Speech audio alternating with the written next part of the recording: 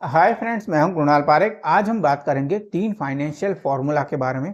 पहला 114, जिसमें मैं आपको बताऊंगा कि आपकी इन्वेस्टमेंट कितने सालों में 3 गुना होगी। दूसरा एक फॉर्मूला है 70 का, जिससे आप पता लगा पाएंगे कि आपकी कैपिटल अगर आप इन्वेस्टमेंट नहीं करते हो तो कैसे धीरे धीरे करके वो कितने सालों में आधी हो जाती है। और तीसरा एक फॉर्मूला है रियल रिटर्न का फॉर्मूला, जिसमें आप इन्फ्लेशन के काउंट करते हुए एक्चुअल में आपको रियल रिटर्न कितना मिलता है। तीनों फॉर्मूला के बारे में बात करेंगे। पहला लेते हैं 114 का फॉर्मूला। 114 का फॉर्मूला यह है कि आपने मान लीजिए आपके पोर्टफोलियो में 12% का रिटर्न जनरेट किया है ईयर ऑन ईयर। तो आपको क्या करना है, 114 को 12% से डिवाइड करना है। तो जो भी नंबर आएगा वो होगा नंबर ऑफ ईयर्स, यानी उतने सालों में आपकी इन्वेस्टमेंट 3 गुना हो जाएगी। मान लीजिए आपने 100 रुपया इन्वेस्टमेंट किया है, तो आपकी इन्वेस्टमेंट, आपकी वैल्यू 9.5 ईयर्स में 300 रुपया हो जाएगी, अगर आप 114 को 12% से डिवाइड करते हो तो। दूसरा एक फॉर्मूला है 70 का फॉर्मूला। 70 का फॉर्मूला यह है कि आपकी कैपिटल कितने सालों में, इन्फ्लेशन को काउंट करते हुए कितने सालों में, उसकी वैल्यू कितने सालों में आधी हो जाएगी। 70 को आपको इन्फ्लेशन से डिवाइड करना है।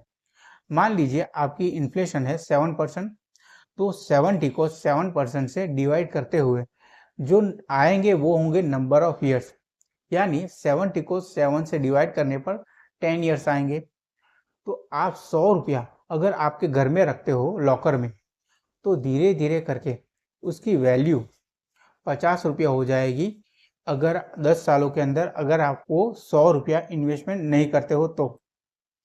अब दोनों को कंबाइन करके लेते हैं रियल रिटर्न्स का फॉर्मूला।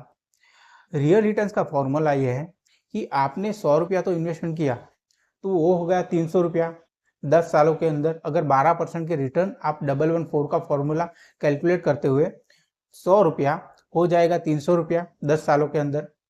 फिर कैलकुलेट करते हैं 70 का फॉर्मूला। 70 का फॉर्मूला यानी आपने जो 300 रुपये का रिटर्न जनरेट किया है और 7% की इन्फ्लेशन काउंट की है, तो 300 रुपये की वैल्यू 10 सालों के अंदर हो जाएगी 150 रुपीज़। यानी आपने जो 100 रुपया इन्वेस्टमेंट किया था उसी एक्चुअल इन्फ्लेशन को माइनस करते हुए एक्चुअल वैल्यू होगी 150 रुपीज़। पर सोचिए, वो अगर 150 रुपीज़ जो वैल्यू आपको मिली है, अगर वो 100 रुपया आपने इन्वेस्टमेंट ही नहीं किया होता तो उसकी वैल्यू हो जाती 50 रुपीज़ की। तो ये होता है inflation, real return and triple your investment का फॉर्मूला। अगर फॉर्मूला और वीडियो अच्छा लगा हो तो एक बार जरूर से अपने फ्रेंड्स को जरूर से शेयर कीजिए और चैनल को जरूर से सब्सक्राइब कीजिए, जिससे कि आपको ऐसे ही अपडेट्स मिलती रहे। थैंक यू, मिलते हैं नेक्स्ट वीडियो में।